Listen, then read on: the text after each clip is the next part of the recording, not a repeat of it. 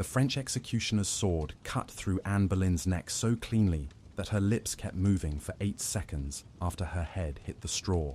Witnesses saw her eyes blink 3 times before they finally went still, her mouth forming silent. Words that nobody could understand. The blood that sprayed from her neck wasn't red like everyone expected. It was almost black, thick like syrup, and it smelled like iron mixed with the lavender oil she'd rubbed on her wrists that morning. Just 3 years earlier, this same woman had walked through Westminster Abbey wearing a crown worth more than most English towns. 20,000 people had lined the streets to watch her coronation parade, throwing rose petals at her feet while she smiled and waved from a golden carriage pulled by white horses. Now, her headless body lay twitching on a scaffold built from recycled wood, her fingers still clutching the £2 and 10 shillings she'd given the executioner as a tip for making her death quick. How does the most powerful woman in England go from wearing diamonds worth £60,000 to kneeling in the mud of Tower Green with her hair tucked into a white cap, waiting for a stranger to remove her head with a 3-foot blade? The answer starts with a single night in 1526, when Henry VIII couldn't sleep. The king weighed 320 pounds. His leg ulcers leaked pus that soaked through fresh bandages every 2 hours, and his wife Catherine hadn't given him a son in 17 years of marriage. He walked through Hampton Court Palace at 3 in the morning, his infected leg making him limp when he heard laughing from the Queen's chambers. But Catherine was asleep in her own rooms 50 feet away. The laughter came from her ladies-in-waiting, and the loudest voice belonged to a 25-year-old woman with 6 fingers on her left hand. Anne Boleyn wasn't beautiful by court standard. Her skin was too dark, her chest too flat, her neck too long. Other courtiers called her the night crow behind her back because of her black hair and sharp features. But when Henry pushed open the door to see who was laughing, Anne did something no woman had ever done to him before. She looked him straight in the eyes and didn't curtsy. For 7 full seconds, she stared at the King of England like he was any other man interrupting her fun. Then she smiled, showing teeth that were surprisingly white for the time period, and went back to her card game. But that wasn't even the worst part. When Henry asked her name, she answered in French.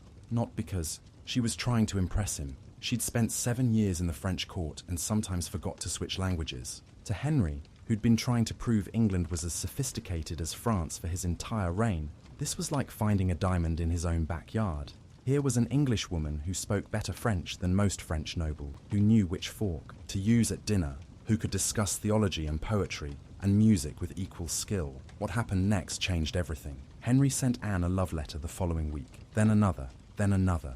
We still have 17 of these letters, and they show a king losing his mind in real time. The first letter is formal, asking if Anne might consider becoming his mistress. By the 4th letter, Henry is drawing little hearts in the margins. By the 10th, he's writing about how he thinks about her more than 7 hours a day, and how her absence makes him feel like a ship without a sail. By the 15th letter, he's promising to overthrow the entire Catholic Church just to marry her. The real horror was still coming. Anne did something that would eventually cost her everything. She said no, not to marriage, but to becoming his mistress. She told the most powerful man in England that she wouldn't sleep with him unless he made her queen. This wasn't a negotiating tactic or some complex strategy. Anne had watched her sister Mary become Henry's mistress 5 years earlier, saw how he used her for 2 years, then threw her away like old meat. Anne decided she'd rather have nothing than be another forgotten woman in the king's bed. Henry's response was terrifying in its intensity.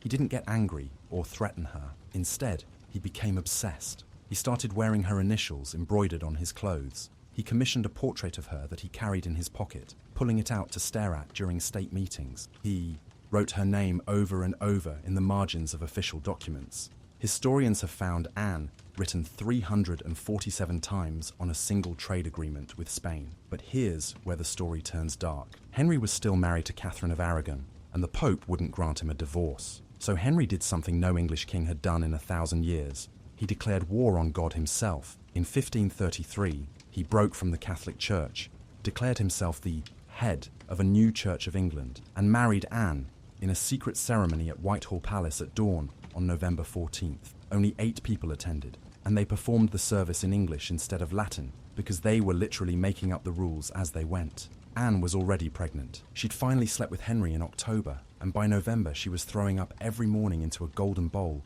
held by the same ladies who used to call her Night Crow. Her morning sickness was so bad that she ate nothing but quail eggs and honey water for 3 months. She lost 18 pounds during her first trimester, and Henry made the court doctors weigh her every single day, terrified she might miscarry the son he'd destroyed his kingdom to create. The baby arrived on September 7th, 1533, at 3 in the afternoon. Henry was so confident it would be a boy that he'd already commissioned birth announcements with Prince written in gold ink. When the midwife announced it was a girl, Henry walked out of the room without saying a word. He didn't return for 3 days. Anne named the baby Elizabeth after both their mothers and spent those 3 days alone with her daughter, knowing her life now depended on getting pregnant again as soon as possible. What nobody talks about is what childbirth did to Anne's body. She tore so badly during delivery that she couldn't walk for 6 weeks. The court doctors sewed her up with silk thread, but infection set in. She developed a fever of 104 degrees, and for 9 days, everyone thought she would die. Her breast milk dried up from the fever, and baby Elizabeth had to be sent to a wet nurse who lived 20 miles away. Anne wouldn't see her daughter again for 4 months. But that wasn't even the worst part. While Anne lay in bed, bleeding and fevered, Henry started visiting her sister Mary again. Not for sex. Mary was married now, but for information. He asked her intimate questions about Anne. Did she have any birthmarks he hadn't seen? Did she talk in her sleep? Did she ever mention other men? Mary, who still hated Anne for stealing Henry's attention years ago, told him something that would echo in his mind until the day Anne died. My sister once said she would rather be a rich merchant's wife than a poor queen. Henry became paranoid. He hired servants to count how many times Anne smiled at other men during court dinners. The number had to be reported to him each night before bed. If she smiled more than 10 times, he would storm into her chambers and accuse her of adultery. If she smiled fewer than 5 times, he accused her of being cold and unqueenly. Anne started practicing her facial expressions in a mirror each morning, trying to find the perfect number of smiles to keep her husband from exploding. The real breaking point came in January 1536. Anne was pregnant again, and this time the court, astrologers swore it was a boy. They could tell by the way she carried the weight, by the dreams she reported each morning, by the fact that she craved salt instead of sugar. Henry was so excited that he ordered a tournament to celebrate, even though the baby wasn't due for 7 more months. He wanted to joust himself, to prove he was still virile enough to father sons at 44 years old. On January 24th, Henry climbed onto a horse wearing 400 pounds of armor. The horse, bred for war, could barely support the weight. When Henry kicked the animal to charge, something went wrong.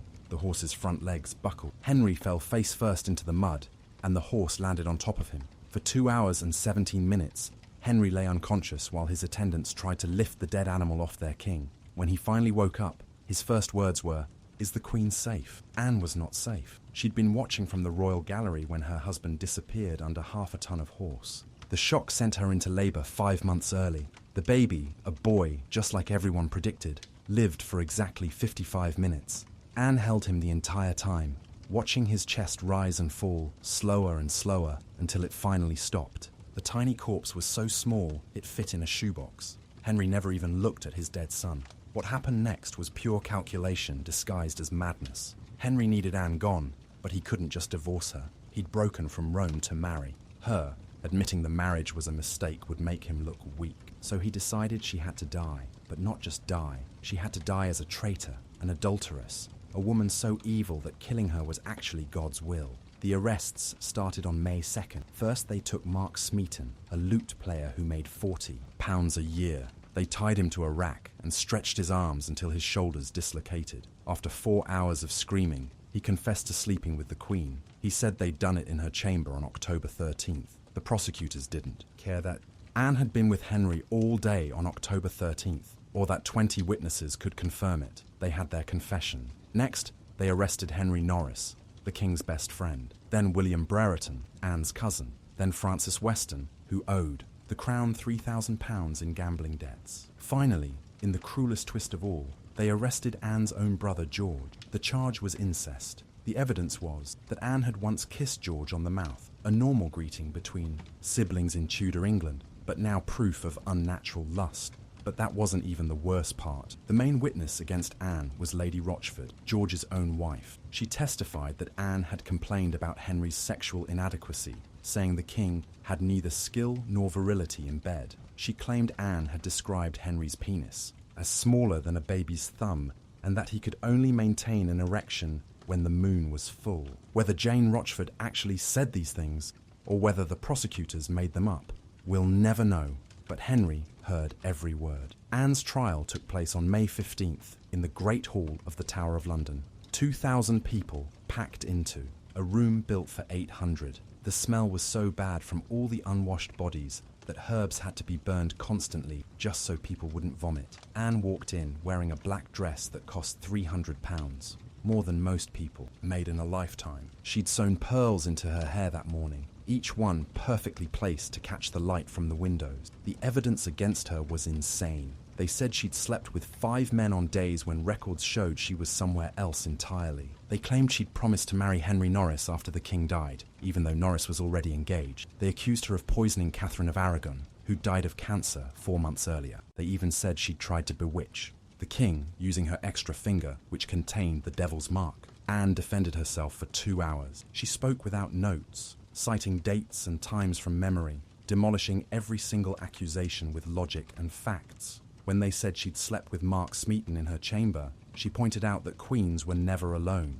6 ladies slept in her room every night. When they claimed she'd conspired to kill the king, she asked why she would murder the only person keeping her alive. Her voice never shook, never rose above a conversational tone. She was brilliant. It didn't matter. The 26 lords appointed as her jury included her own uncle, who voted guilty. They all did. The sentence was death, either by burning or beheading, at the king's pleasure. When they read the verdict, Anne laughed. Not a hysterical laugh, but a single sharp sound like a cough. Then she curtsied to her judges and walked out, her back straight, the pearls in her hair catching the light one last time. Henry showed one tiny mercy. He chose beheading over burning, but English executioners used axes, and Anne had seen too.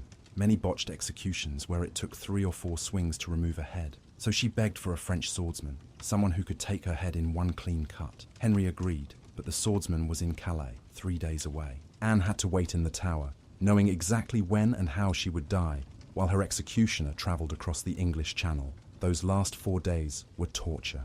Anne couldn't sleep. She paced her cell, 7 steps from wall to wall, until her feet bled through her silk slippers. She wrote letter after letter to Henry, begging not for her life, but for her daughter Elizabeth to be treated kindly. Henry burned every letter without reading them. She asked to see Elizabeth one last time. Request denied. She asked for a priest to hear her final confession. The priest they sent reported everything she said directly to Henry. On the night before her execution, Anne called for her ladies. She made them promise to look after Elizabeth, to remind her daughter that she'd been loved. Then she practiced her final speech over and over, memorizing every word because she knew her hands would shake too much to read from paper. She tried on the white cap that would hold her hair back from her neck. She counted out the coins for the executioner, £2 and 10 shillings, her entire remaining wealth. But that wasn't even the worst part. At 2 in the morning, she asked for a mirror. When her ladies brought one, Anne stared at her reflection for a full hour. She wasn't admiring herself. She was studying her neck, trying to find the exact spot where the sword would hit. She pressed her fingers against the vertebrae, counting up from her shoulders. The 3rd one. That's where it would happen. She pressed hard enough to leave bruises, marking the spot for the swordsman. The morning of May 19th dawned clear and cold. Anne had been told she would die at 9 o'clock, so she woke at 4 to prepare. She bathed in rose water, dressed in a grey dress worth £8, and ate a final meal of manchet bread soaked in wine. But 9 o'clock came and went. The executioner was late. He'd stopped to sharpen his sword one more time, wanting to be absolutely certain he could fulfill his promise of a clean death. Anne spent 3 extra hours waiting to die. She stood at her window, watching the crowd gather on Tower Green. By noon, there were 800 people pressed against the scaffold. Some had brought food, eating bread and cheese while they waited for the show. Children sat on their fathers' shoulders. Merchants sold commemorative ribbons for 2 pennies each. Anne watched it all, her hands steady, her breathing calm. Finally, at noon, they came for her. The walk from her cell to the scaffold was 247 steps. Anne counted each one. Halfway there, Her legs started shaking so badly, she had to lean on her jailer. But when they reached the scaffold stairs, she pulled away and climbed alone. The crowd fell silent. Even the children stopped fidgeting. The scaffold was smaller than Anne expected, just 12 feet square. The wood was old, recycled from a scaffold used to execute pirates the year before. It creaked under her weight. In the center sat a block of oak 3 feet high, its top worn smooth from previous executions. But Anne wouldn't use it. French swordsmen worked differently. She would kneel upright, her neck extended, nothing but air between her and the blade. Anne turned to face the crowd. Her speech lasted exactly 2 minutes and 37 seconds. She praised Henry as a gentle and merciful prince. She asked the people to pray for her. She said she deserved death for failing to give England a prince. Every word was a lie designed to protect Elizabeth. If Anne died as a loyal subject, maybe Henry would let their daughter live. The crowd wept. Even the guards looked away. Then came the moment everyone remembers wrong. Anne didn't wear a blindfold. She wanted to see death coming. She knelt on the straw, which was fresh and smelled like summer. She tucked her hair into the white cap, making sure no strands could tangle the blade. She positioned her neck at the exact angle she'd practiced in her cell. Then she prayed in French, the language of her happiest years. The executioner was brilliant. He knew Anne would flinch if she saw the sword coming, so he hid it under the straw. While Anne prayed, he nodded to his assistant, who called out, "Bring me the sword." Anne instinctively turned her head to look. In that split second, while her neck was perfectly extended, the executioner was already swinging. The blade had been moving before his assistant even spoke. The cut was perfect. The sword entered between the third and fourth vertebrae, exactly, where Anne had pressed her fingers the night before. It passed through muscle, bone, and arteries in less than a second. Her head fell forward while her body stayed upright for 3 full seconds before toppling sideways. The blood that sprayed wasn't like the movies show. It came in pulses, each one weaker than the last, until it was just a trickle. But here's the detail that haunts everyone who was there. Anne's eyes stayed open. Witnesses swear they saw her blink 3 times. Her lips moved like she was trying to speak. One lady-in-waiting claimed Anne's mouth formed the word Elizabeth. Another said it was Jesus. The executioner, who'd killed 39 people before Anne, later said he'd never seen anything like it. He quit his profession that same day and became a monk. What happened to Anne's body is the final insult. They hadn't even prepared a coffin. Her ladies had to stuff her corpse into an arrow chest they found in the Tower Armory. The box was too small. They had to break her legs at the knees to make her fit. Her head went in last, placed between her feet like she was a contortionist in a traveling show. No prayers were said, no ceremony performed. They buried her under the floor of the chapel of St. Peter ad Vincula, in unconsecrated ground, because she died a traitor. Henry married Jane Seymour 11 days later.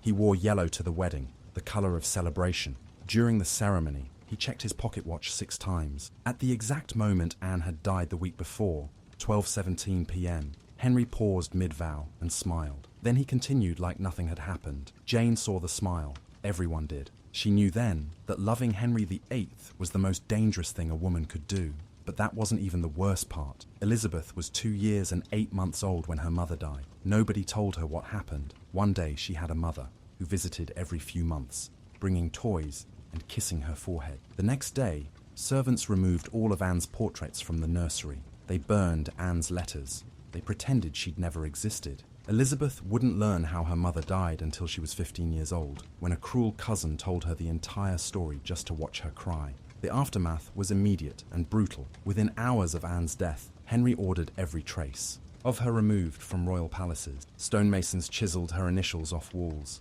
Seamstresses unpicked her embroidered badges from tapestries. They found H and A carved into the bark of an oak tree at Hampton Court. Henry had done it himself during their courtship. He made them cut down the entire tree and burn it, but some things couldn't be erased. Anne had signed her name in books, hundreds of them. She'd written Anne the Queen in prayer books and poetry collections and musical scores. Henry ordered all these books burned, but some survived. Servants who'd loved Anne hid them in walls and under floorboards. They're still being found today, little time bombs of memory that Henry couldn't destroy. The men accused with Anne died the same week. Mark Smeaton, the lute player who'd confessed under torture, went first. As a commoner, he was hanged at Tyburn, but the rope was too thin and his neck didn't break. He strangled slowly for 6 minutes, while the crowd threw rotten vegetables at his twitching body. Just before he died, he tried to recant his confession, but no sound came out of his crushed throat. The 4 noblemen were luckier. They got the axe. George Boleyn, Anne's brother,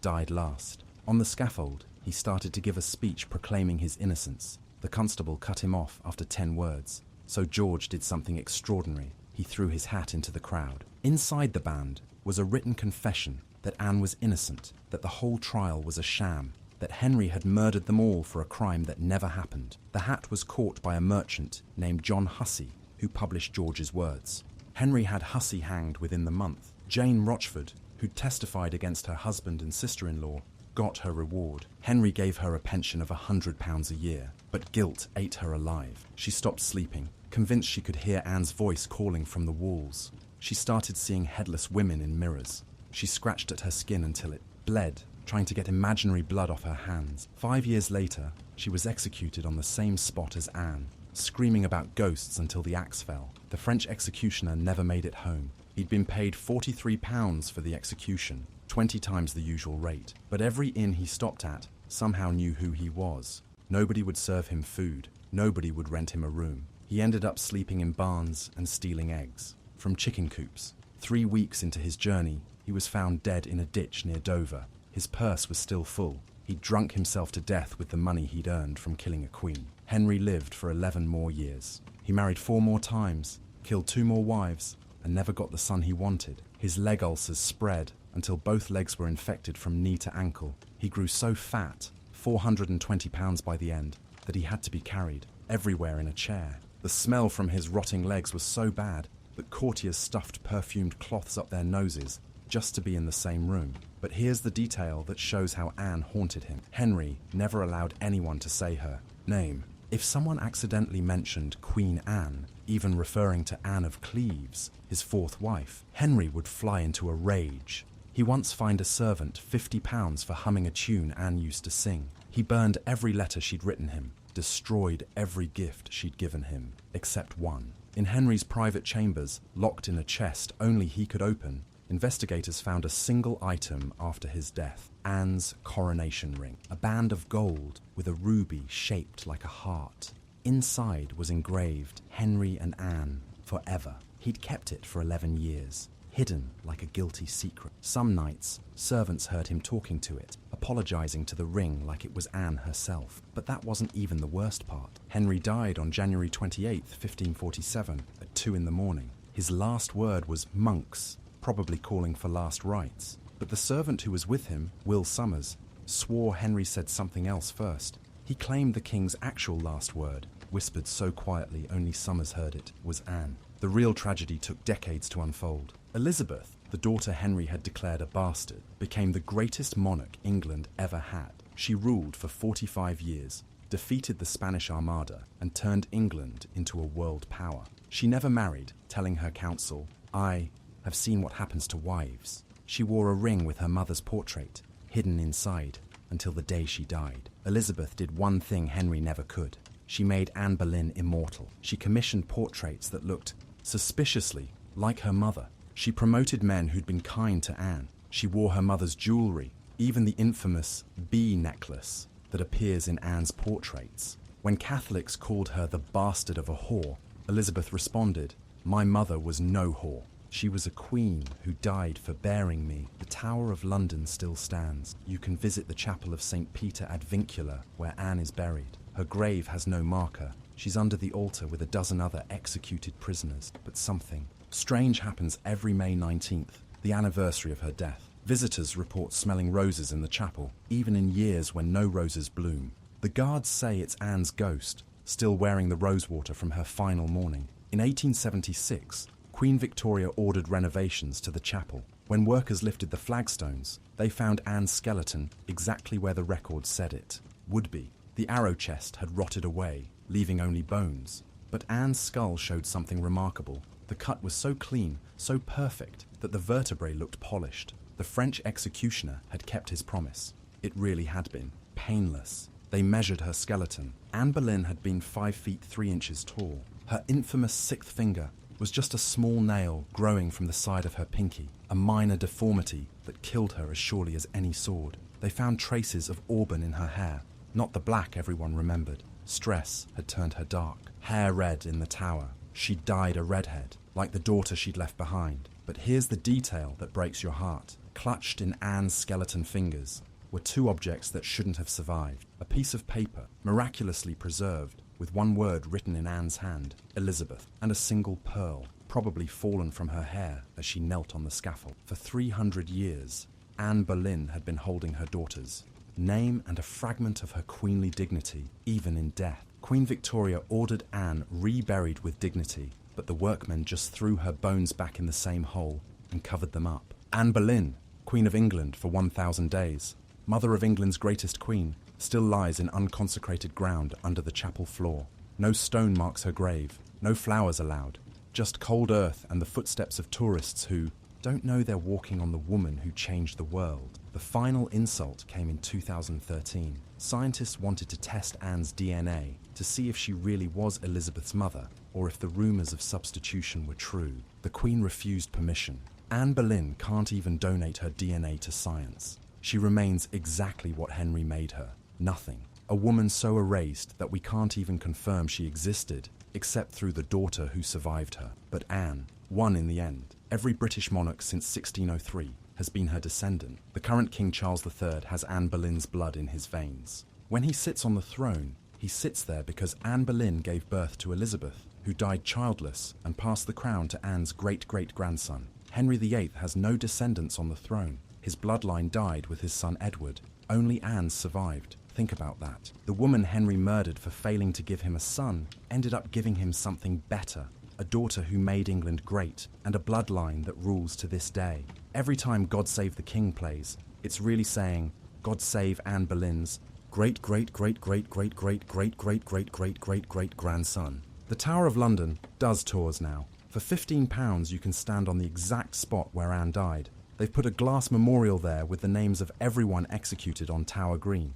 Anne's is first, in gold letters. Tourists take selfies with it. They buy Anne Boleyn keychains in the gift shop. They eat Anne Boleyn fudge in the Tower Cafe. The woman Henry tried to erase has become a profitable ghost. But if you go there on a quiet day, if you stand very still on that glass memorial, you can feel something. Not a ghost. That's just stories for tourists. What you feel is the weight of injustice. A woman died there for the crime of not having a son. She died there because she laughed too loud in 1526. She died there because she had one finger too many. She died there because she said no until it was too late to matter. The French executioner was right about one thing. It was quick. Anne Boleyn lived for 35 years, 11 months, and probably 15 days. We don't know her exact birthday. She was queen for 1,085 days. She was a prisoner for 18 days. She was dead in less than 1 second, but she's been remembered for 487 years and counting. Henry thought he could erase her.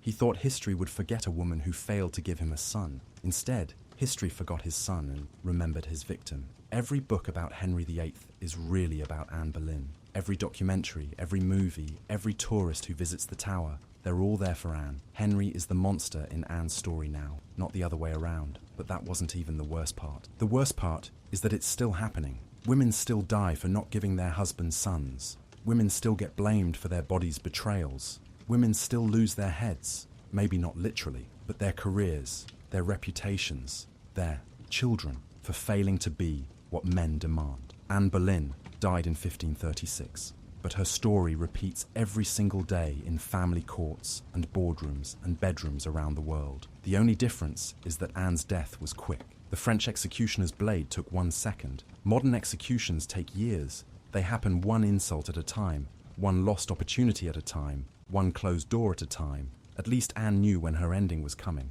She could count down the hours, practice her last words, arrange her hair. Most women don't get that mercy. They just wake up one day and realize they've been erased. So remember Anne Boleyn, not as a cautionary tale or a romantic tragedy, but as a woman who said no until they killed her for it. Remember her blinking 3 times after the blade fell. Remember her lips forming her daughter's name. Remember the pearl clutched in her skeleton fingers. Remember that Henry kept her ring until he died, because even kings can't escape their crimes. And remember this, Anne Boleyn lost her head on May 19th, 1536, at 12:17 in the afternoon. But she kept her dignity, her innocence, and ultimately, her legacy. Henry VIII lost his soul the moment he signed her death warrant. He spent 11 years dying of the rot that started in his heart and spread to his legs. He won the battle, but lost the war. The Tower ravens still circle the spot where Anne died. Legend says that if the ravens ever leave, the tower will fall and England with it. But the real legend should be this: as long as England stands, Anne Boleyn lives.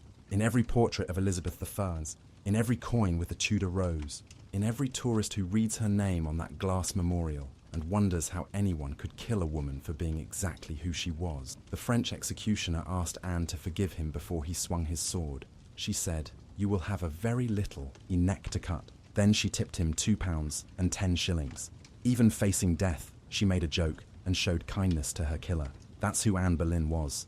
That's who Henry murdered. That's whose ghost still smells like roses every May 19th. The blade that killed Anne Boleyn was 3 feet long and weighed 4 pounds. It cost £50 to make and was used only once. After Anne's execution, it disappeared. Some say the executioner took it. Some say Henry had it destroyed. But in 1840, workers renovating the tower found a sword wrapped in oiled leather, hidden in the walls. It was the right size, the right weight, the right age. It had one small stain on the blade that could have been blood or could have been rust. They'll never test it. Like Anne's bones, some things are better left buried. But sometime, on very quiet nights, tower guards say they hear the sound of metal on stone, like someone sharpening a blade. It only happens in May. It only happens between midnight and dawn. It sounds like someone preparing for an execution that already happened, getting ready to cut off a head that's been gone for 500 years. That's the real horror of Anne Boleyn's story. It's not that she died,